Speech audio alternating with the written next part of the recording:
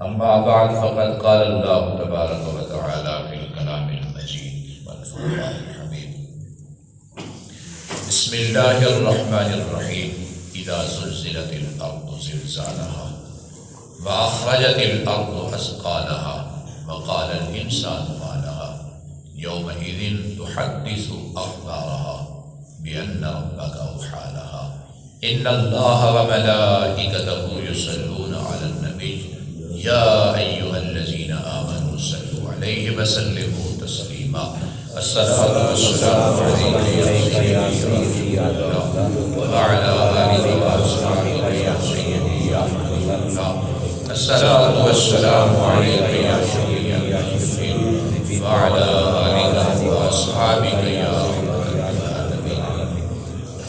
الحمدللہ الحمدللہ الحمدللہ. تمام تعریف رب العالمین کے لیے، تمام درود و سلام رحمت للعالمین کے لیے، آپ کی آل پر، آپ کے اصحاب پر اور آپ کے ازواج مطہرات پر کروڑوں درود کروڑوں سلام.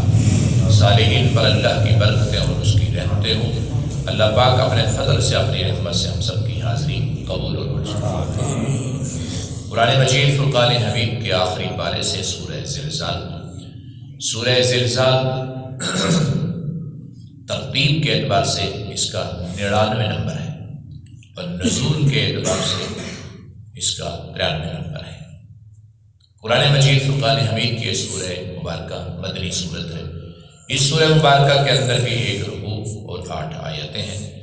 اس سورہ مبارکہ کے اندر 3 مضمون پر گفتگو ہوئی ہے: قیامت کی نشانی، اور پھر قیامت والے دن جو کیفیت ہوگی اور جو زمین اپنے احوال بیان کرے گی، اور نمبر 3 موضوع ہے کہ قیامت کے روز سب نامہ اعمال کے حساب سے ایک ایک ذرے کا حساب سب کے سامنے آ جائے گا.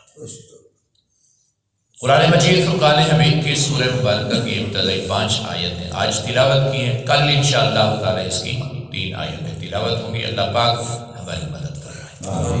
اللہ پاک ہم سب کو قرآن پاک پڑھنے کی، سمجھنے کی، اس پر عمل کرنے کی توفیق عطا فرمائے. قرآن کریم کی فہم و فراست عطا فرمائے. اللہ رب العزت آپ کو، تمام دوستوں کو سلام عطا فرمائے. دل سے دعا کرتا ہوں. اور آج بلکہ میں تحدید سے نعمت کے طور پر میں تہجد کے وقت آپ کے لیے دعا کر رہا تھا. بے ساختہ دعا نہیں کر رہی تھی. وہ یہ تھی کہ اللہ تعالیٰ میرے دوستوں کو سلامت رکھے جنہوں نے قرآن پاک کا درس سننے کے لیے میری مدد کی ہے. اللہ تعالیٰ ہم سب کی مدد فرمائے. قرآن مجید فرقان حمید کی سورہ زلزال، جس کا آغاز اسی جملے سے ہی ہو رہا ہے. اللہ رب العزت نے ارشاد فرمایا کہ اذا زلزلت الارض زلزالها، جب زمین شدت کے ساتھ ہلا دی جائے گی، یعنی زلزلہ آ جائے گا. جب زمین شدت کے ساتھ ہلا دی جائے گی، واخرجت الارض اثقالها، اور یہ زمین اپنے اندر سارا بوجھ نکال دے گی. وقال الانسان ما لها، اور اس وقت انسان کہے گا کیا ہوا ہے اسے. یومئذ تحدث اخبارها، اور زمین اپنے اوپر، اپنے اندر سارے احوال، سارے اخبار بیان کر دے گی. بِأَنَّ رَبَّكَ أَوْحَىٰ لَهَا، اور یہ اس لیے ہوگا کہ اللہ کا حکم ہے. یعنی جو کچھ زمین نے کیا ہے اس نے خود نہیں کیا، اس کا حکم تھا. حضور ظاہر بات ہے کہ قیامت کا اس میں منظر بیان کیا جا رہا ہے. قیامت کی کیا کیفیت ہوگی اس کا تو سب کو سامنا ہے. سیدھی سی بات ہے. جس طریقے سے موت کا انکار نہیں ہے، صرف قیامت کا انکار بھی نہیں ہے، اور دوبارہ اٹھائے جانے کا بھی کوئی انکار نہیں ہے. انکار کی گنجائش ہی نہیں ہے، شک و شبہ بھی نہیں ہے. کوئی ہے شک اس کے اندر ہم نے نہیں پڑھنا ہے، سب نے پڑھنا ہے. موت کو یاد کرنا یہ نبیوں کی سنت ہے، کریم آقا کا فرمان ہے، اولیاء کاملین نیک بندوں کی عادت ہے اور ان کی سنت ہے، ان کا طریقہ ہے کہ موت کو یاد کیا جائے. موت انسان کے دل کے اندر کدورت نہیں رہنے دیتی، موت انسان کو غافل نہیں ہونے دیتی.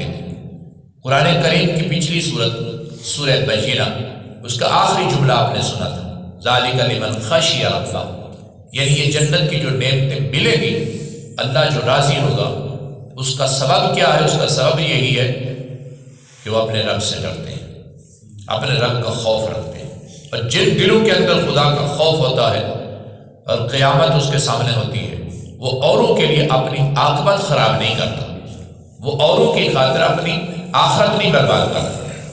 آج اکثر یہی ہے کہ دوسروں کی خاطر اپنی آخرت برباد کی جا رہی ہے، اولاد کی خاطر، بیوی کی خاطر، رشتہ داروں کی خاطر، شادی کی خاطر، خوشی غمی کی خاطر آخرت برباد کی جا رہی ہے۔ معاذ اللہ، استغفر اللہ۔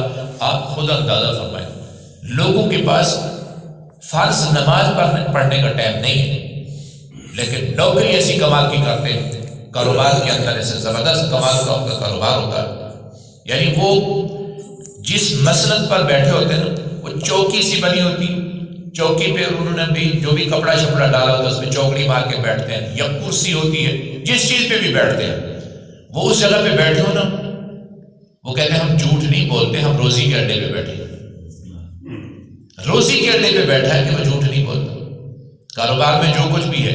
لیکن افسوس کی بات نہیں کہ اتنا اپنے کاروبار کے ساتھ مخلص ہے بندہ، باجوئی اپنے کاروبار کے ساتھ اتنا مخلص ہے، اپنی سیٹ پر وہ جھوٹ ہی نہیں بولنا چاہتا، مگر افسوس نہیں کہ اس کے پاس نماز پڑھنے کا وقت نہیں ہے افسوس والی بات نہیں، اس کے بعد نماز پڑھنے کا وقت نہیں ہے، اولاد کے لیے کر رہا ہے، کاروبار کر رہا ہے، یہ کر رہا ہے، وہ کر رہا ہے، بچوں کے لیے کر رہا ہے، سب کچھ کے لیے کر رہا ہے، لیکن اپنے لیے کچھ نہیں کر رہا۔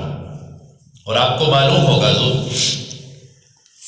جس وقت بندہ یہاں سے جانے لگتا ہے، تین چیزیں اس کے سامنے ہوتی ہیں، مال، اولاد، مال ایک، اولاد دو، اعمال تین، مال، اولاد اور اعمال۔ مال اس کا جب سامنے ہوتا ہے تو بندے کی کیفیت یہ ہوتی ہے، بندہ کسی سے گفتگو نہیں کر سکتا، اس کو کوئی ہوش نہیں ہوتا۔ جب موت کا پسینہ شروع ہو جاتا ہے تو اس وقت وہ اپنے اعمال سے مخاطب ہوتا ہے، اپنے مال سے مخاطب ہوتا ہے، اپنی اولاد سے مخاطب ہوتا ہے۔ اولاد سے جس وقت مخاطب ہوتا ہے کہ اولاد سے کہتا ہے کہ مجھے میری مدد نہیں کرتے آپ لوگ، جیسے آج کہا جاتا ہے کہ بندہ جب بوڑھا ہو جاتا ہے تو جوان اولاد سے کہتا ہے کہ بیٹا میری مدد کرو، میں نے آپ کو پڑھایا ہے، میں نے آپ کو پالا ہے، میں نے آپ کو پال پڑھا کر یہاں تک پہنچایا ہے، یہاں جو تم پہنچے ہو یہ میری وجہ سے پہنچے ہو، میری مدد کرو۔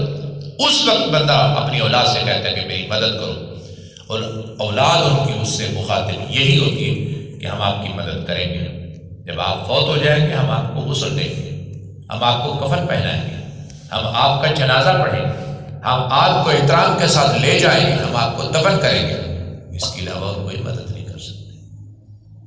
اور پھر اس کا جو ہوتا ہے مال، اور مال یہی کہتا ہے، مال سے جب مخاطب ہوتا ہے مال اس کو جواب دیتا ہے جناب مجھ سے لے لینا، کچھ کلخانی ہو گئی، 10واں ہو گیا، 40واں ہو گیا، یہ جو کچھ بھی سارے ثواب کے لیے لنگر، تبرک کا، فروٹ کا، کھانے پینے کا انتظام کیا گیا، مجھ سے لے سکتے ہو، اس کی علاوہ اور میں کچھ نہیں کر سکتا۔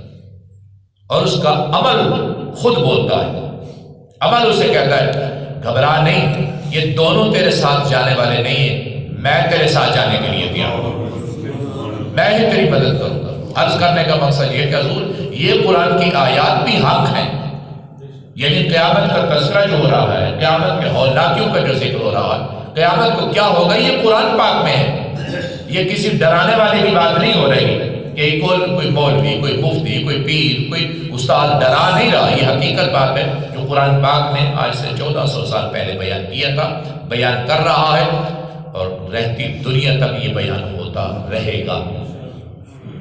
فرمایا اذا زلزلت الارض زلزالها، جب زمین شدت کے ساتھ ہلا دی جائے گی۔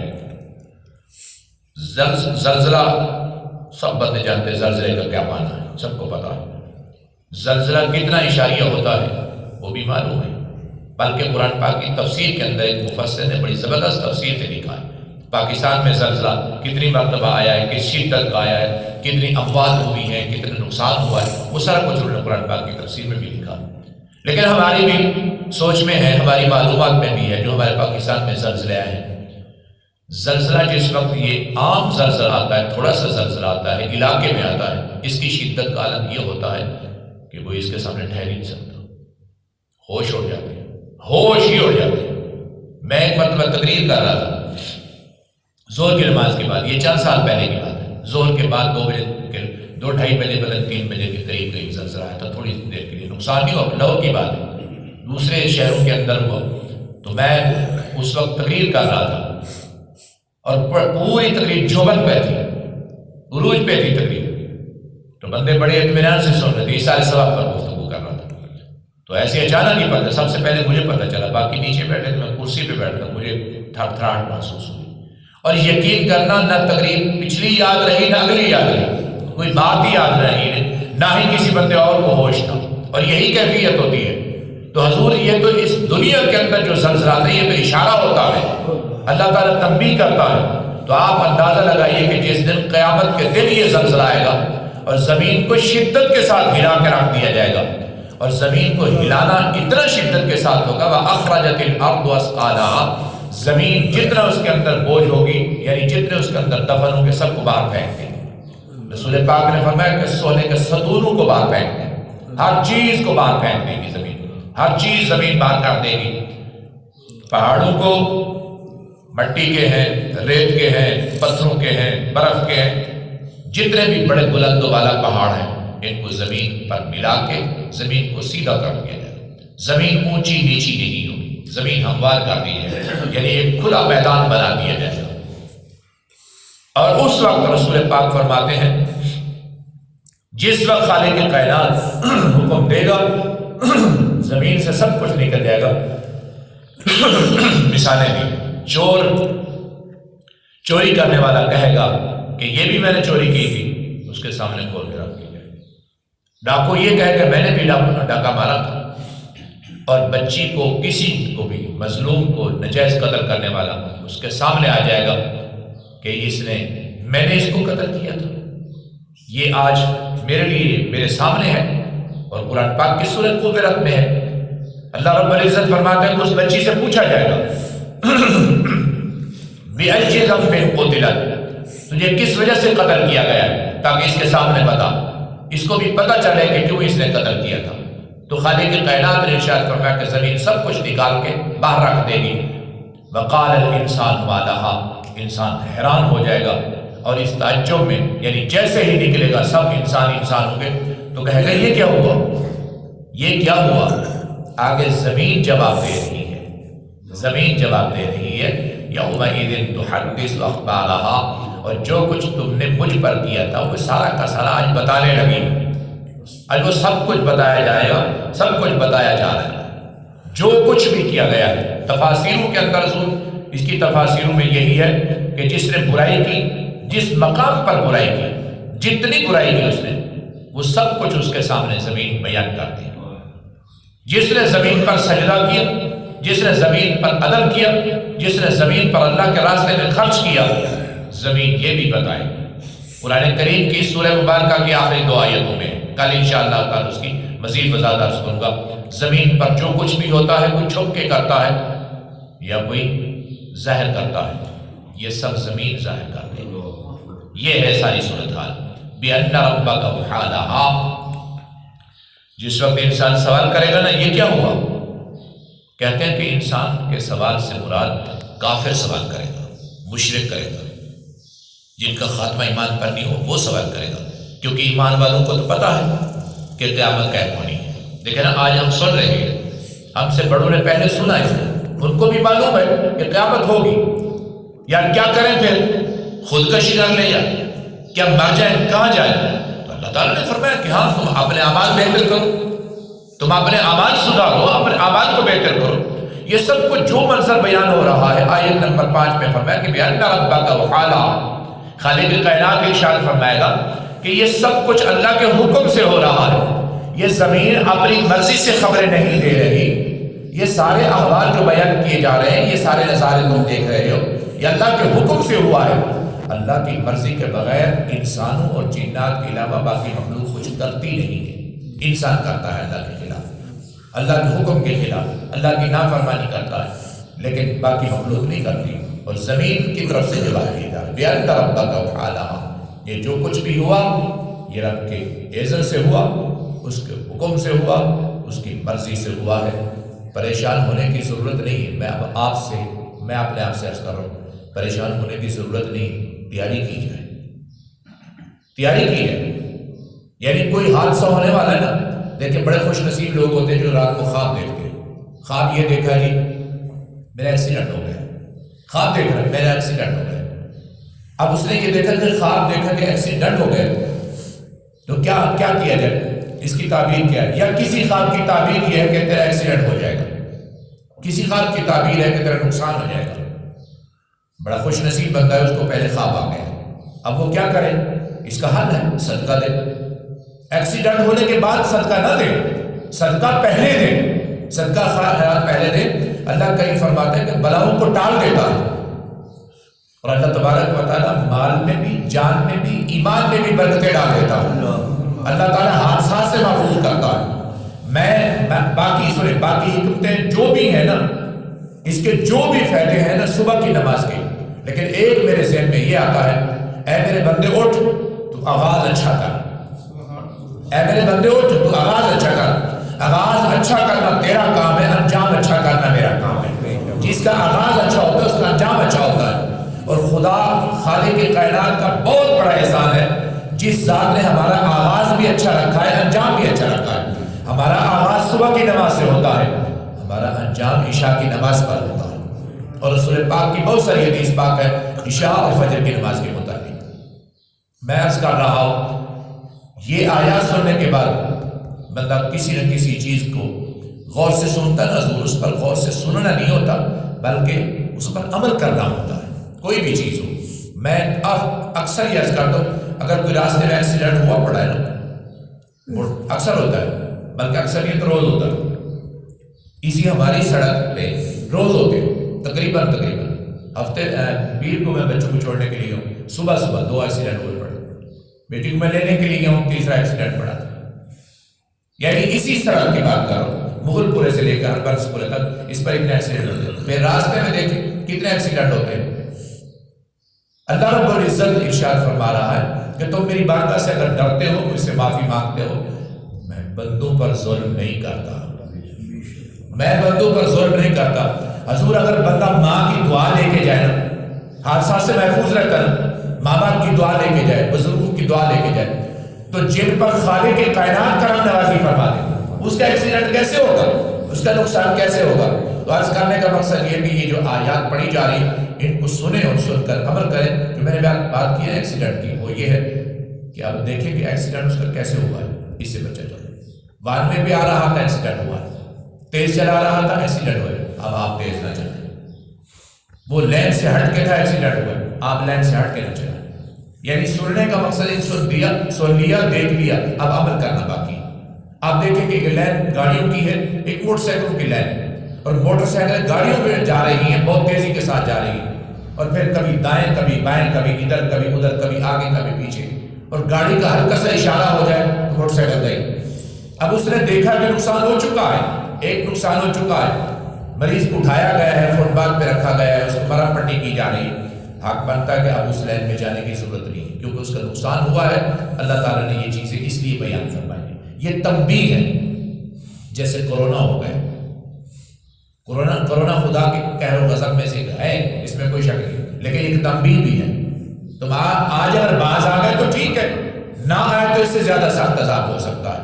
تو اللہ پاک نے مومنوں پر جو کرم کیا ہے، خوشخبری کی بات سنا، مومنوں پر جو کرم نوازی فرمائی حضور، وہ یہ ہے انشاءاللہ العزیز، اعمال اچھے کرنے والے جو کل آج دنیا جن کا خاتمہ ایمان پر ہوگا، جس وقت وہ زمین سے اٹھیں گے، وہ روتے چیختے دھاڑے مارتے ہوئے نہیں، مسکراتے ہوئے اٹھیں گے۔ یہ بھی انسانوں کی بات ہو رہی ہے، وہ بھی انسانوں کی بات ہو رہی ہے۔ وقال الانسان ما لها، انسان حیرت میں ڈوب کر کہتا ہے یہ کیا ہوا ہے، ایک وہ بھی ہے مسکرا رہا ہے۔ اور ایسی خوش نصیب ہستیاں تھیں جو موت کے وقت بھی مسکراتی ہوئی گئی ہیں، اور قیامت میں تو ان کے لیے کمال کے نظارے ہوں گے۔ اللہ تعالی ہم سب کو نیک صالح لوگوں میں شامل